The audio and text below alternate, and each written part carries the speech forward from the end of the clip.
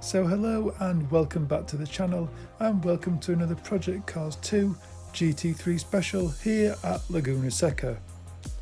Now if you joined me at Bathurst when I first started this series, you might have been wondering when the next video was going to be released and where it was going to be at. Well, unfortunately I didn't actually realise how long this process was going to take.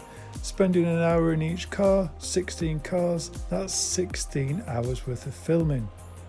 Then there's the process of piecing everything together into a nice little video so that you can watch and enjoy, and it doesn't get too boring because of all the footage. Now I'm not wanting to leave anything out because I think each lap is important to see in car, so I'm going to try and do that and overlap the replays rather than running them separately. But what I would like to ask right at the start of the video is, if you aren't yet subscribed to the channel, please do hit that subscribe button. It really does help build the channel and gives me an idea on whether my audience are enjoying what they're seeing and what sort of videos to start producing next. If you are enjoying this topic of video and you would like to see more from this GT3 series, please do smash that thumbs up button and leave a comment in the comments description where you would like me to feature next, and hopefully I'll get onto some more of these videos later in the year or as the year progresses. So before we get into looking at any of the laps, I thought I'd just explain why I've gone into doing these videos and also run over some of the changes that I've made to the setups.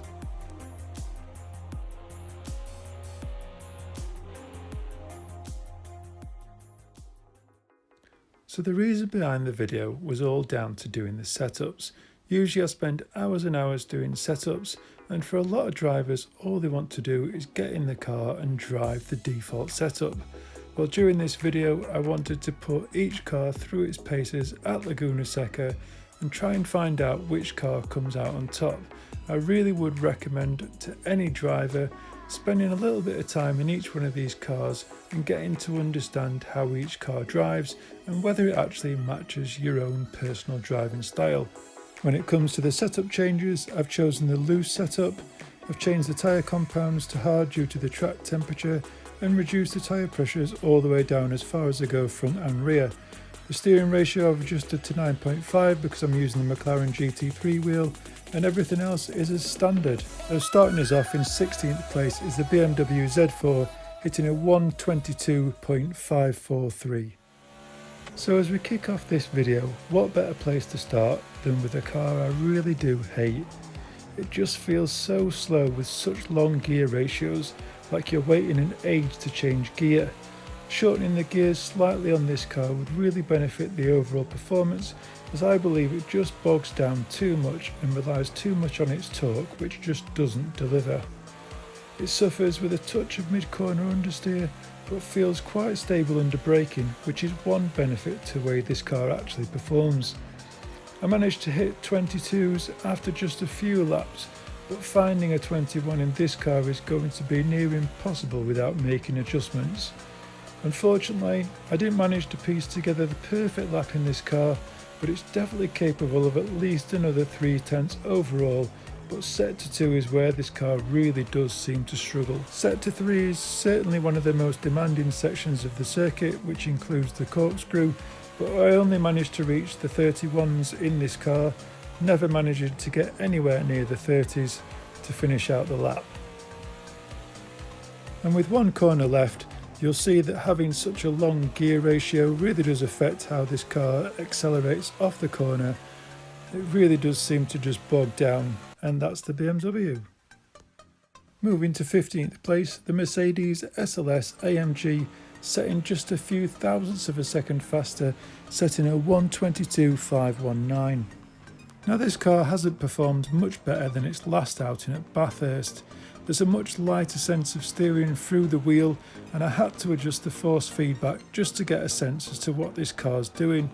There's a real sense of loss of grip from the front end of the car, and it's much more unstable through the rear end of the car, but it's not a million miles away from how the AMG performs, yet there's still that feeling of uncertainty about the grip levels. Not particularly one of my favourite cars, but still capable of a fairly good lap here, yet its chances of being consistent are pretty slim, unless you pay real attention to the engine note during downshifts. One click too early coming down through the gears and there's a one-way trip into the gravel pit. One thing I would suggest is being earlier on the brake pedal than usual. So the last thing I'll say about this car is it's not particularly forgiving. If you're not paying attention to the engine notes and you're not fully committed in this car, you're going to really struggle to get the pace out of it.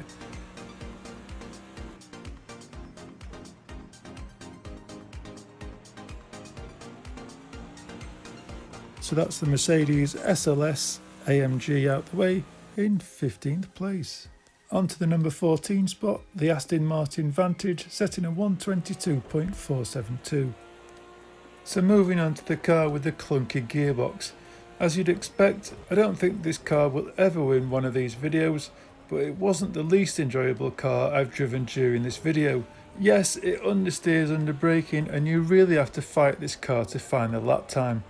Throwing the car into the turn while operating the brake to induce some rear entry oversteer seems like the only way to get this car to turn. Turn 6 in this car really lends itself best to a quick shift down on corner entry and really throwing the car into the turn to stand any chance of making the corner, but obviously at a loss of carrying speed up the hill. Set to 3, however, is where this car really does struggle, and in my opinion it's the left-hander after the corkscrew that causes this car some serious issues with loss of front grip, which I can only suggest is down to it not having a front splitter. All in all, it's not the worst car I've driven, and it managed to make it into the 22s, and it's fairly closely matched with the Bentley Continental, which is surprising. So that's the Aston Martin Vantage. Let's move along.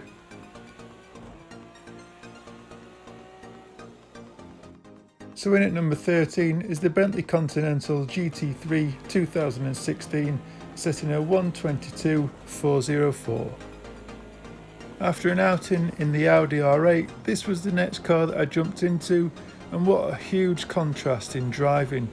Lots of rear locking under heavy braking, and a little more of a kick of oversteer on the initial application of the throttle pedal.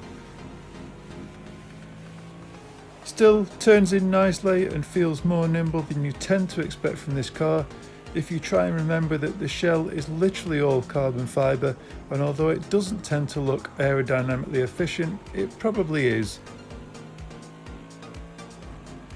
The biggest issue I have here with this car is its slow pickup out of turn 2, or is it turn 1? I think I'll call it turn 1, and the final bend anyway. It just bogs down so much in second gear, which I feel is just far too long, which regards to the gear ratio itself, the most underperforming car of its class for me during this test. I thought it would be capable of so much more here.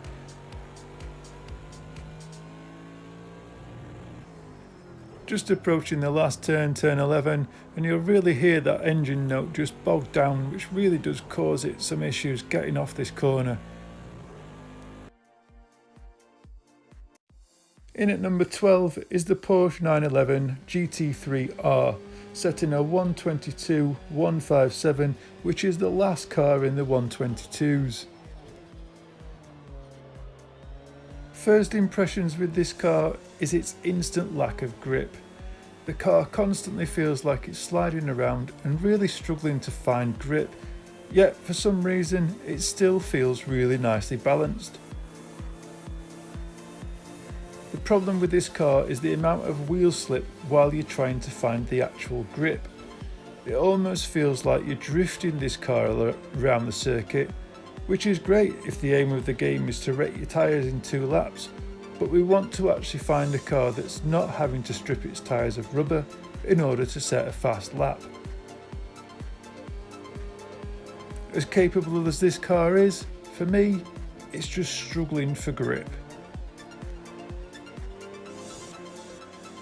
However, I really did enjoy driving this car here, and it was probably one of the first cars I started to drive when I came to Project Cars 2. Unfortunately, it just doesn't stack up against the rest of the class, but still good fun to drive.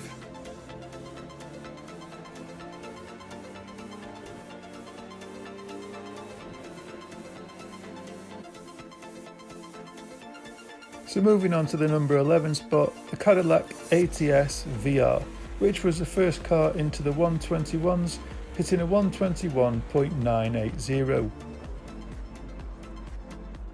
Now I've got to be honest, when it comes to this car, I feel it is a real dark horse, and when I started this whole process, this was the first car I drove at Laguna Seca, and I hit a 122.9. Now after driving all 16 cars, I felt it was a little bit unfair on this car and actually went back and did another hour in this car because I'd learnt so much about the circuit and I managed to knock a full second off my lap time. You really need to spend a little bit of time getting used to this car for it to actually pay off. Yes, this car's a handful and it's probably not every driver's cup of tea. It's definitely not the easiest of the GT3 series and you're going to have to work the wheel a little bit more than most. But that low down torque really does pull the car along nicely if you can avoid too much wheel spin. Yes, it's got a fair bit of oversteer and it can sometimes be a little bit twitchy under heavy braking, but as I've found out from the last outing at Bathurst, most of the GT class seem to lock the rear differential quite drastically under heavy braking and if you shift down too early into second gear. At the number 10 spot is the BMW M6, performing with just a few thousandths faster than the Caddy, hitting a 121.922. If you remember the last outing in this car at Bathurst, it was king of the mountain, so getting in this car felt like I was about ready to see a new lap record compared to anything that had come before it. Well, how wrong was I? The first few laps were a real handful. It felt sluggish out of the final turn to even start the lap. Turn 1, or the hairpin, was a real handful and the rear end never felt totally stable under braking, and then there's the power oversteer on exit. To be fair, I wasn't particularly happy in this car at all. Much harder work than I'd expected, and I'm still unsure this car should actually be in the 21s because it's so hard to lap consistently in this car at pace. It took 56 minutes to get this car to actually nail a 121 lap compared to just 9 minutes in the Ginetta to hit a faster lap. In this video I wanted to find a car that's fast here without having to delve into the setup, and that's not just hitting that one perfect lap. A car that's set up well here doesn't struggle to hit a 121 lap.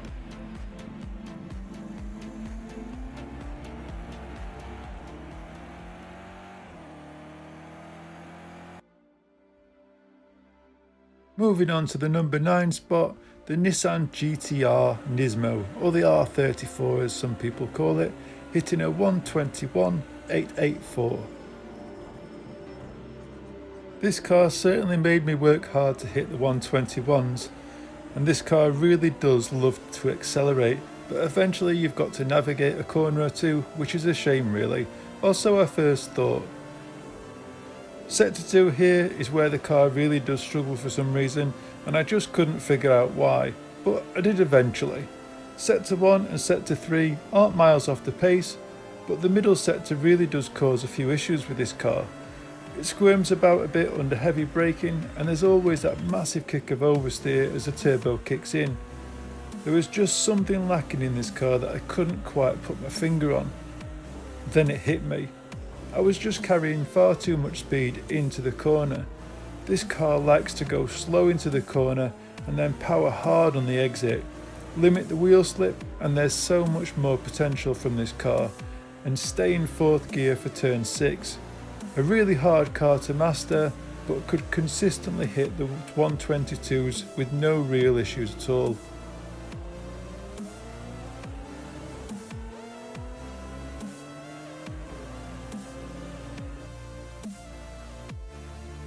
Moving on to the number 8 spot with the McLaren 650S, managing a 121.833. This was another car that was benefited from a second outing at the circuit due to it being right at the start of the testing, and I felt like I'd learnt so much more during the whole process. Didn't quite manage to nail the perfect lap, and there's probably a few tenths available in Sector 2, but I think it's a fair lap of what this car is actually capable of. As much as this car feels like it's got no grip at the rear during low speed acceleration, namely coming out of the hairpin at turn 1. When this car's moving at speed, it certainly feels like you can throw it into the corners and there's just loads of grip. Yes, there's a little sliding around, but that's got to be said for most cars when you're driving them on the edge of grip. The only downside I could feel was a slight sense of understeer through the kink at turn 6. In most corners this car feels like it's oversteering, but in turn 6 it just feels like it's got a bit of understeer. This is the only car that also seems to use just 4 gears to make it round the full circuit, yet it doesn't feel underpowered using such long gear ratios. I really did enjoy driving this car.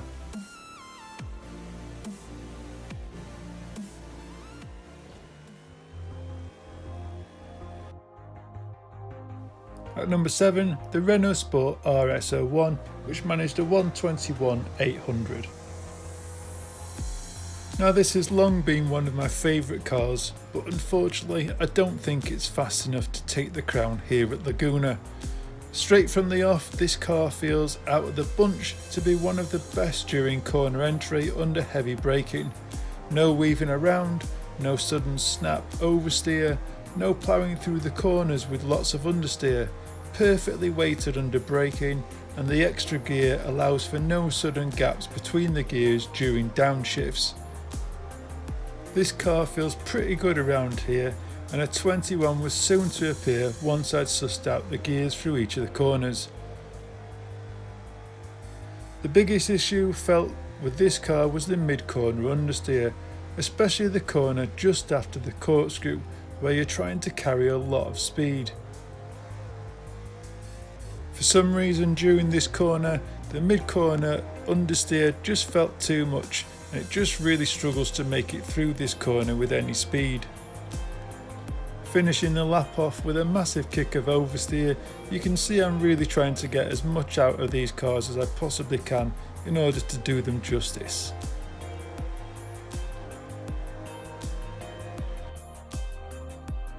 The number 6 spot is the Audi R8 LMS, hitting a 121/722. Now, after watching Ricky Brosh's video regarding exactly the same subject here at Laguna Seca, he managed to get this car at the top of his leaderboard, setting a 124. For me, this car feels like it's pushing into the corners and really struggling for grip with understeer the dominant factor. Corner exit, you're often hit with progressive oversteer that can sometimes catch you out, and once you've passed that point of no return, there's just one way to go, and that's probably going to be reverse. There's also a sense of limited grip, but it does feel a little better than the Porsche, but not by much. With all the negativity about this car, you might think I'm not actually enjoying driving it, but you'd be wrong.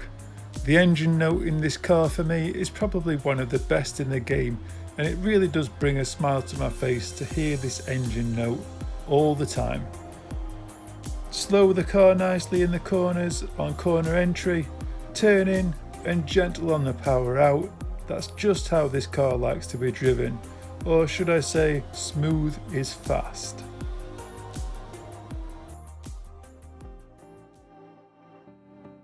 Moving on to number 5, and the Ferrari 488 GT3, setting a 121/685.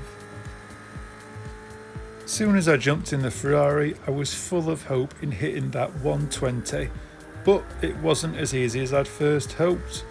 My first thought was nowhere near as planted as I thought it might be, and the other thought was, why is that window column so bloody thick? After a few adjustments of the field of view, I finally got myself in a better position to actually see the end of the bonnet. Obviously, jumping from car to car, it does take a little bit of time to unlock the nuances between each car and finally find that element of difference that allows you to be more consistent with fast lapping. The Ferrari, however, just felt a little lackluster and unresponsive, not particularly the drive I was hoping for. Huge amounts of understeer, and for a change, not enough oversteer on corner exit to get the car to rotate. A disappointing lap time, because I know I've been 2 tenths up in sectors 1 and 2, and it's certainly possible to hit a 121.3 had I been able to hit a perfect lap.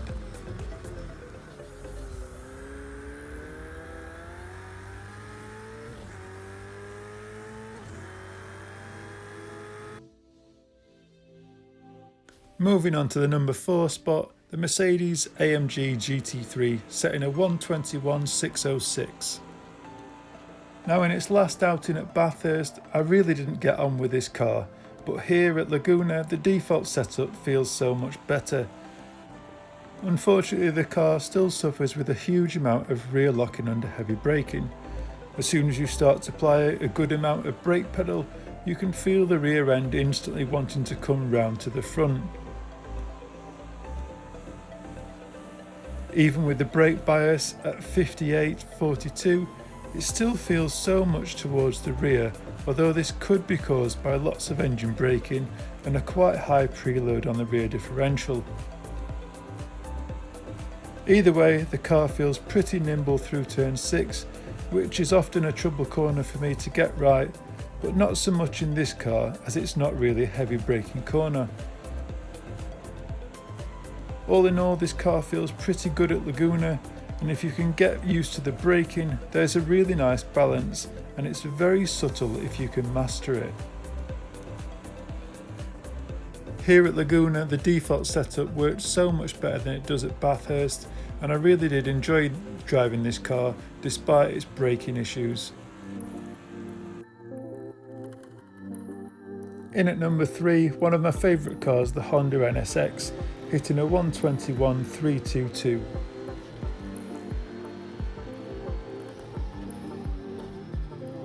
It's amazing after driving a few of these cars you get that feeling quite quickly if it's going to be capable of hitting a 121 lap, and this car was no different. Straight away this car feels like it suffers with mid-corner understeer, and I almost feel like I need to hold the car back, but then I remembered, this car is an absolute animal, and a bad one at that. You really need to be brutal with this car and just throw it into the corners and it just sticks. Yes, I love this car. I love everything about it, the way it sounds, the way it brakes, the way it corners. If this car lacks anything, it's purely down to raw power. A tiny bit more from the engine package and this would be something special. Certainly a favourite when it comes to this circuit, joined closely with the Lamborghini Huracan. As you can tell, I really do enjoy driving this car. A perfect execution through that last corner, maybe taking a tiny bit more curb than expected, but a good finish to the lap. Number 2 then, just missing out on the crown, the Lamborghini Huracan setting a 121.141. Knowing this car was capable of hitting a 121 was very much apparent after just a few laps in this car. It's really nicely balanced at this circuit with good turning response and not too overexcited on corner exit. Even on the replay, the car looks seriously planted through some of the corners. It's not twitchy under braking and it feels very easy to drive this car here at Laguna.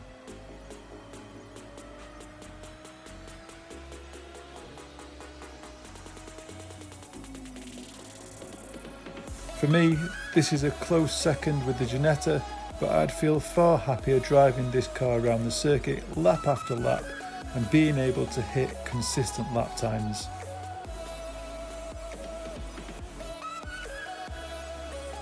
I really don't have very much more to say about this car because it just performed so well. It's so easy to drive this car consistently and it really doesn't feel like you're pushing the car at all. Probably the best car, which is why it got a star for me. It's just easy to drive.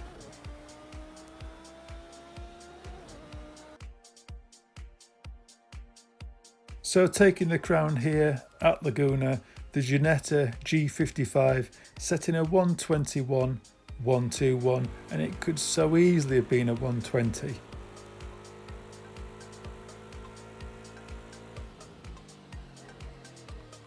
It certainly hasn't got the best sounding engine in the game, and in all fairness I absolutely hate the engine note, but as the car goes it's absolutely effortless at this circuit. It's got the perfect balance of turning oversteer to make corner entry feel so easy to get right. Little to no understeer. It just feels so easy to find the 121s in this car compared to all the previous 8 cars I'd driven up to this point. Just 9 minutes in this car and I hit my first 121, which just seemed effortless. Finding more and more time, lap after lap in this car, I knew there was a 120 on the cards. Unfortunately, I just ran out of time. I was really wanting to push this car and find that 120 because it's definitely available. A really good car to drive around this circuit, really nimble and just a perfect balance for me. So the Ginetta wins this one hands down. Really did enjoy driving this car here. One last thing to look over as the video draws to a close is the final leaderboard sheet, and just looking down at the Honda NSX there in its third sector, just an amazing final sector to finish that lap. And the star drive is the Lamborghini Huracan. Hope you've enjoyed watching the video if you've stayed to the end, and as always, ciao for now.